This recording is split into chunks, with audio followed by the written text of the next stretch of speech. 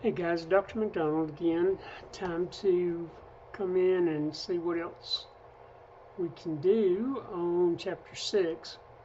There's a lot to this, but toward the end of it, we actually kind of recover some ground, so it's not quite as bad.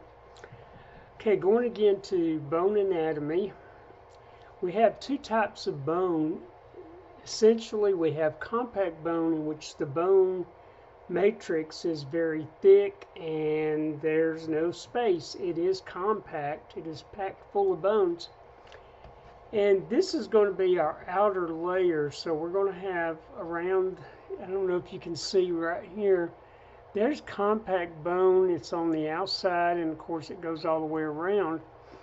And there you can see it a little bit better. But on the inside, we have this spongy bone.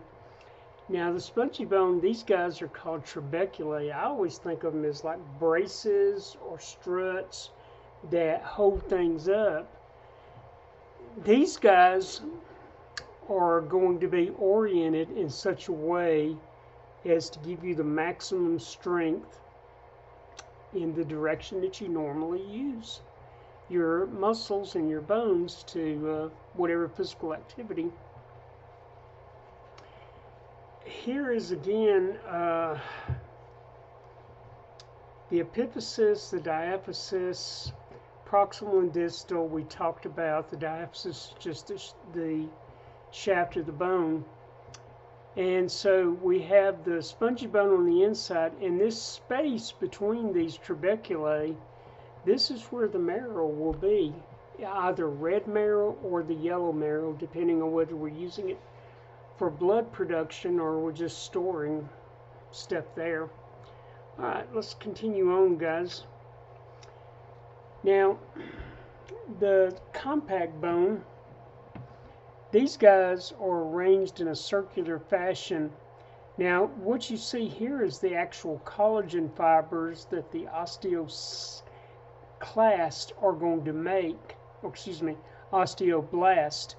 I want you to notice now, these things are very much like the growth rings of a tree. As they grow, they put another ring out and another. So in that sense, it is very much like the growth rings. Each one of those are called lamellae, by the way. Each one of those is oriented in a different direction. It's kind of like plywood, gives it extraordinarily strong. And so you see that. Now we have these guys right here. These are the concentric lamellae. These guys form these little circular structures. In the middle is where you have the blood vessels. That's also called the central canal. You see the concentric lamellae. Lining that central canal is the endosteum we've already talked about. And between these guys, we have these interstitial lamellae. It's compact. We don't have spaces. Now, if you tried to put several circular structures together, you're going to have some gaps. They're not like squares that'll fit together without any space in between. So we have lamellae that are in there, and we call it the interstitial. And then finally, on the outside of the entire bone, we have this lamellae that circles around, and that's called the circumferential lamellae. Now these little circular structures are called osteons, and that's characteristic of compact bone. You don't see that in spongy bone. Yeah, you see the osteocytes sitting in those lacunae, but you don't see the osteons. Most folks mistakenly think that big thing in the middle is a cell, when actually it's a canal. So this is how the blood vessels run vertically through the bones. And then we have these perforating canals that actually connect these verticals horizontally. Osteon, we've already said. This gives it the weight bearing. We've already talked about the alternating patterns, how that helps to give it extra strength.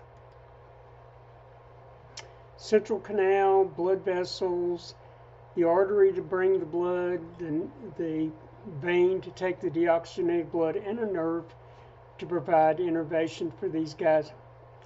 The perforating, they also call those Volkmann canals. We've already talked about they run horizontally. Interstitial lamellae between the osteons fill in the space. We've talked about that. Circumferential. Now, here you can see an osteocyte with lacunae. Now, those little, very, very vague dots right there, those are the lacunae, those are the osteocytes. Now, we have the blood coming up through the central canal, but to get out to the outer edges of the circle, we have these little canaliculi. They're like little canals that it's just a way for the nutrients and the oxygen to get in and for the waste materials to get out. And right there you can see the canaliculi even better, and that's all it is. Those are the lacunae right there, and there's the osteocytes that are in there. Okay, we've kind of covered that one too. Spongy bone, we talked about the trabeculae. We've talked about all of this. They do have osteocytes there because you had to have osteoblasts to make this bone. But just like in the osteons, once they kind of put the matrix all around themselves and they're entrapped in the middle of it, then they turn into osteocytes. They have osteoblasts and osteoclasts because these guys are going to be the ones that are very often remodeled. We're going to change the direction and the density of these guys. If you take and you start using your body in a different way, your body is going to kind of custom tailor your spongy bones and some compact bones to give you the maximum strength in the direction you're using it. We are absolutely designer made, guys, everything. Here is a picture of the spongy bone. You can see the endosteum, the marrow space. You see those trabeculae. The only thing you don't see is an osteon because we don't have it in this type of bone. Okay. Osteogenic cells, these are the stem cells that give rise to osteoblasts and osteocytes. Now, osteoclasts come from macrophages, totally different origin for these guys. Osteoid is organic bone matrix that the osteoblasts put down. And by that we really mean it's basically collagen with a few organic compounds, glycoproteins, proteoglycans attached, but that's it. That's what the osteoblasts make. And then we have the deposition of the calcium phosphate crystals to make it hard. Well, there's the ground substance, the collagen fibers. And we talked about how these guys are in different directions. Tropocollagen is just the subunit of these guys. HA is the hydroxyapatite crystals. That's the hard mineral that coats this thing and makes it really hard. You can see all the collagen coming together, making a lamellae and so forth. Hydroxyapatite, 65% of the bone. I need to move me up. Calcium phosphate, hardness and resistance to compression. So the calcium crystals give us our hardness, and the collagen gives us our flexibility, so that it's hard but not brittle. Let's see. Microstructures of these guys into the lamellae, the matrix, and again the hydroxyapatite. This is the same picture more or less as we had on the other one, guys, just a slightly different view of it. Osteogenesis, how we make bone. Now we're talking about in utero, before we're born, and a little bit postnatal growth. We'll also talk about bone remodeling and repair. This is not bone growth that you experience after you're born, when your bones get larger as you grow through childhood and into adolescence and adulthood. Bone formation starts about the second month in pregnancy, and it ends early adulthood. It's not quite finished until even past adolescence. And of course, remodeling and repair is lifelong. If you break your bone and it's set properly, it will grow back by itself. And remodeling, as we already said, is just you're changing your bones. If you were working in a factory and you were doing this all day, and you started doing this all day, then your bones would change in order to be stronger, in order to do that motion. And it's the same thing, any kind of hobby or exercise program you take up, anything physical like that will cause you to change your bones over a period of time. Okay, in utero, we have two types of ossification or bone development. We have the intramembranous ossifications. These are starting as fibrous membranes.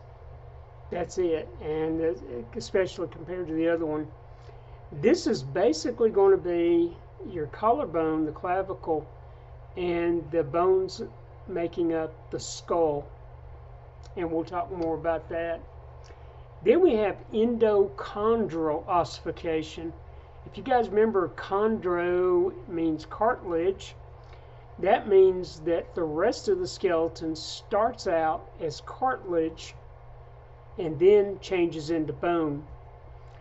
That's kind of what happens. The cartilage is like the model, and we go in there and we get rid of the cartilage and we turn it into bone, and we'll talk about that in some detail. Here's a good picture. You can see intermembranous ossification. You can see the fibers in the skull.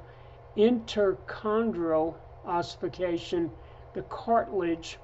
These guys are starting to change. And you can see it a little bit further. This is a 10-week baby, and this one is 16 weeks. And as you can see, that intramembranous ossification, which started there, is almost finished there.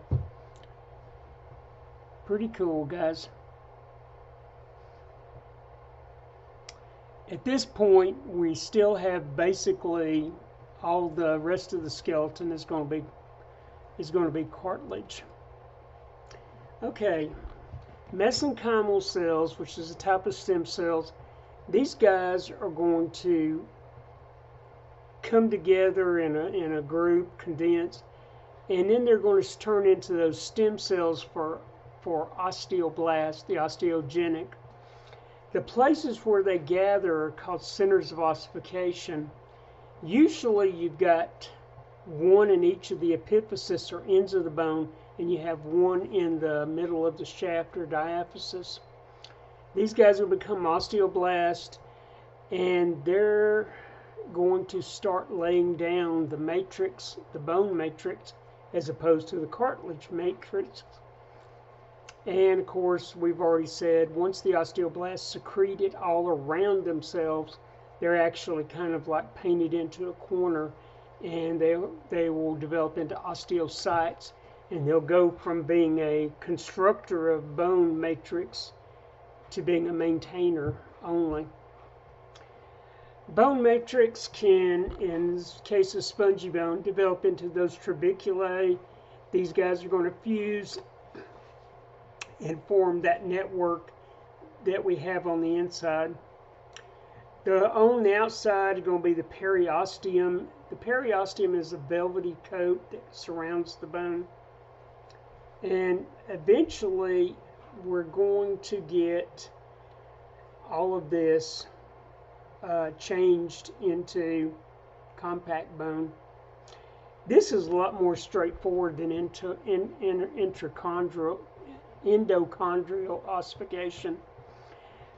These guys are going to become the flat bones, and then on the outsides we're going to get the compact bones. If you guys remember, the inside is called diploe. Okay, let's see. Flat bones, ossification. Well, there's the mesenchymal cells. There's some of the trabeculae. Looks a little bit like what we'd already seen. And of course, blood vessels. There's not a lot to this. Now, this doesn't finish by the time the baby is born. The top of the head, you still have the membrane instead of, it's not turned into bone, and that gives the baby's head a little bit of flexibility, and that's just to facilitate the birth process. Let's see. I don't know. Okay. Mesenchymal cells, the condensing. I was telling you a minute ago about the endochondral, about those ossification centers. My bad. Condensation in soft sheet. Deposition of the osteoid, remember, which is just it's the uncalcified or unmineralized matrix. Let's see. Well, that kind of makes sense. There's the fibers. Here's the osteoid starting to form that tissue. There's the trabeculae, and again, just like we saw, the compact bone on either side with a spongy in the middle, and that's going to be characteristic of the bones of the skull, even way into adulthood. Okay, endochondral ossification. If I move me, you can kind of see there, but I got some better pictures. So the mesenchyme is going to actually first become cartilage, and it's going to grow into the form that the bone needs to have. The cartilage model is going to grow. The ossification, we're going to get the bone collar in the middle. I've got a better one that does this. Programmed cell death, this is going to involve the cartilage, the chondrocytes, and the calcification of the matrix. Osteoblasts are going to make the woven bone, which is the same as spongy or cancellous bone. Okay, this is where we have these primary and secondary. The primary is going to occur first, and in the long bones, it's going to be in the middle of the shaft, and this is prior to birth. Those secondary are going to be on the ends of the bones, the epiphysis, and this is going to be something that occurs following birth. Osteoblasts are going to release something called alkaline phosphatase, and that causes the calcium and the phosphate to deposit itself on those collagen fibers and to give them that hardness that we associate with bone matrix. Here's a much better one. So there's the cartilage model. The cartilage is going to calcify, and we're going to go through this in a little bit better structure. But this is the primary ossification center, and you can see that what we basically do is the cartilage matrix is broken down, the chondrocytes die, and the osteoblasts come in and start putting down the actual bone matrix. Those are the secondary ossification centers, and again, this is after the baby is born. And here are the epiphyseal plates. We're going to talk about that. That's something for bone growth after birth as the bones get longer. Eventually, those plates that's cartilage, by the way. These guys are going to turn into bone as well. Here's another really good picture. You see the bone collar around the outside of the shaft. There's the primary ossification center. You see it expanding. You see these secondary centers, and eventually all the cartilage is gone except for the ones on the end of the bone, which we keep, and this epiphyseal plate, which is a plate of cartilage. That's a really good one, guys. Okay. Endochondrial, same thing. Another picture, that's a 12-week. The bones are starting to grow in there. Or I'm sorry, the bones are they're growing, but they're also becoming calcified. Okay. Now, endochondral ossification and intramembranous, this is how we get our skeleton, mostly before we're born, but there's still some development going on. Now, after we're born, we've got our skeleton, and it has to increase in size because we have to get bigger. We got to triple our weight and everything in the first year after birth. We have two types of growth. We have interstitial growth, which is the bone getting longer, and we have appositional growth, let me get this right, which is the bone getting wider.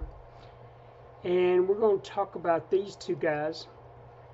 Let me move me out of the way again. So what happens, let me talk about interstitial growth. The easiest way to understand this is that there's that epiphyseal plate. It's made out of cartilage. What happens is this end of the cartilage grows, and what it does is it pushes the end of the bone away from the shaft. It's making it longer. So this is going to push this up and away from the shaft. And then on this side of the epiphyseal plate, we're going to be breaking down that cartilage and turning it into bone. It's really that simple. That's how we can tell sort of the age of the person through x-rays.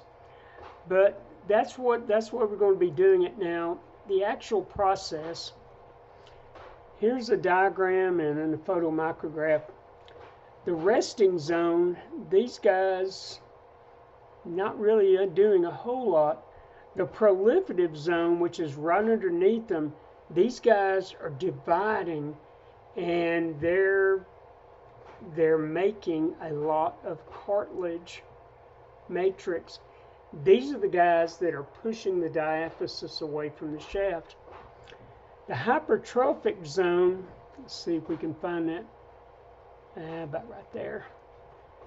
These guys are very large chondrocytes, and these are the guys that are on the verge of being destroyed.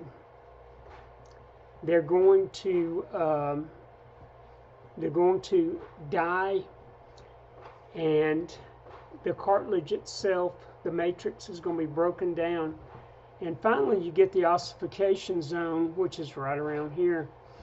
This is where the osteoblasts are going to start putting down the bone tissue. Now, this is something I want to make sure you understand. This calcification of the cartilage is not the first step in bone tissue genesis.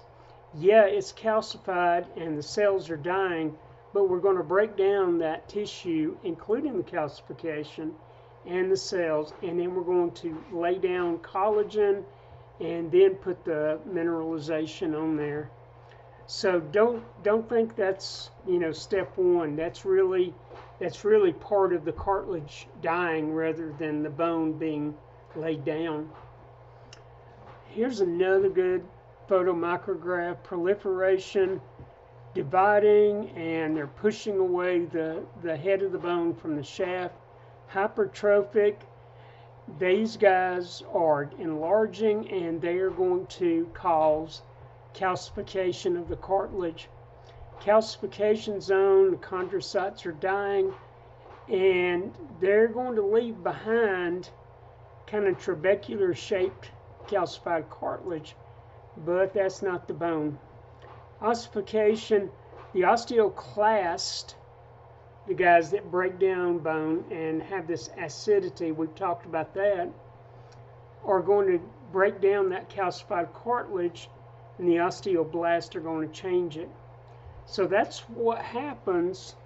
That's how your bones get longer. Because we have this little layer of cartilage, and we push the shaft out, and then we come back on the side next to the shaft, and, well, I'm sorry, we'll push out the diaphysis or epiphysis.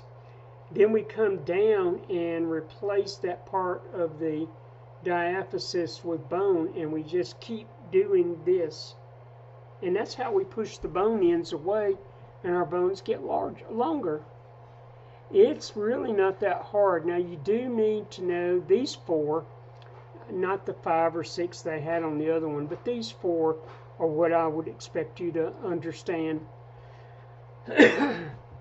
There's an open growth plate. You see how wide it is? That is a bone still in the process of growing longer. Now, closure happens in humans. It happens during adolescence, and it's just we're done. How tall are you going to be? Depends on your genes, your genetics. When you get to the height that your genes say you need to be, then this is going to close. It's going to stop growing. By the time you get an adult, that cartilage is completely, I mean, you still have that line there, but it's totally bone, and it's not cartilage anymore. Okay. Epiphyseal plate closure. Now, there are circumstances where this thing closes too soon. When that happens, the people are going to have arms and legs that are much shorter in comparison to their torso, and those are the folks that were used to be labeled as midgets. That's not dwarfism. It's a totally different thing. That is a genetic defect which strikes randomly. This is not something you have in your family. This can just strike, I mean, it can strike more than one generation of a family, but it's random mutation. It just happens. Not the end of the world. It's just one of those things that we have to live with. Okay, the oppositional growth, growing in thickness, is much, much simpler. What happens is on the outside of the bone, the osteoblast underneath the periosteum are going to lay down more bone. So we just, it's really super simple. There's not a lot to that. Osteoblasts secrete the bone matrix on the outside of the bone and just make it thicker and thicker and thicker until your genes say that's it. Okay, guys. Bone development. Let's see.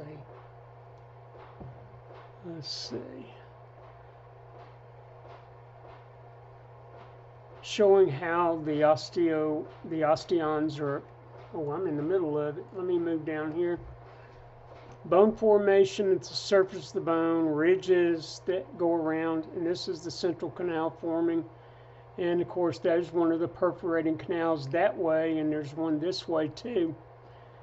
These ridges are just going to come around and meet, and that's going to form our central canal, and then we're just going to continue the same way, and we're going to put on additional lamellae until we get to the point where we're done with that. Let's see what, and that's just oppositional growth right there. But that's how the osteons form. Okay. Now let me get back out of the way again. Hormonal control. So how do we grow our bones? How do we start this growth? What's going to be mainly responsible is going to be the growth hormone. Growth hormone is going to be secreted. Again, it's genetically controlled.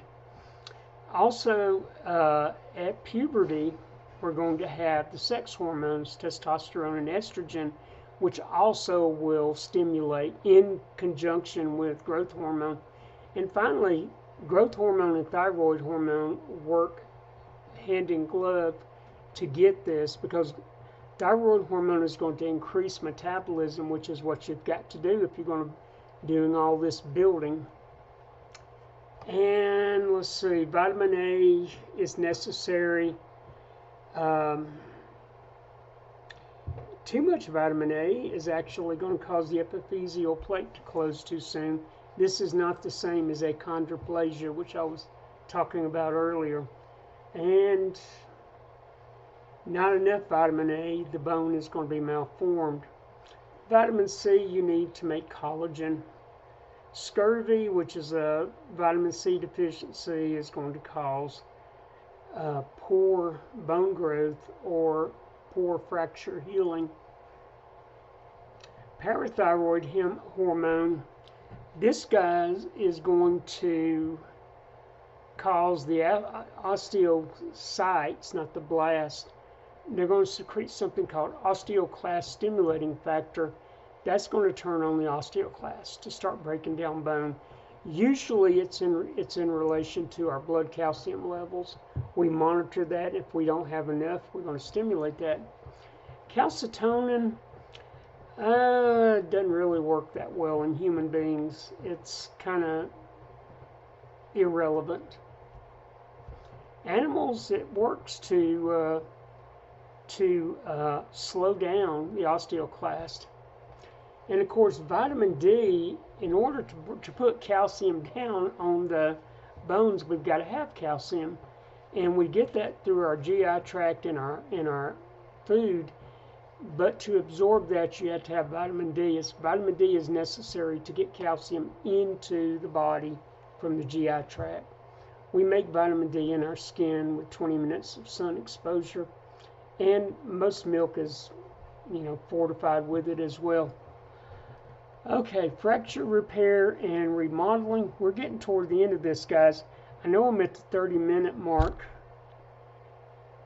I tell you what, let's save this one for, I'll do 3 videos on this, because I really don't want these guys to run on and on and on, because, you need a break in between this stuff. Okay, guys, I will see you in the next video. Thanks.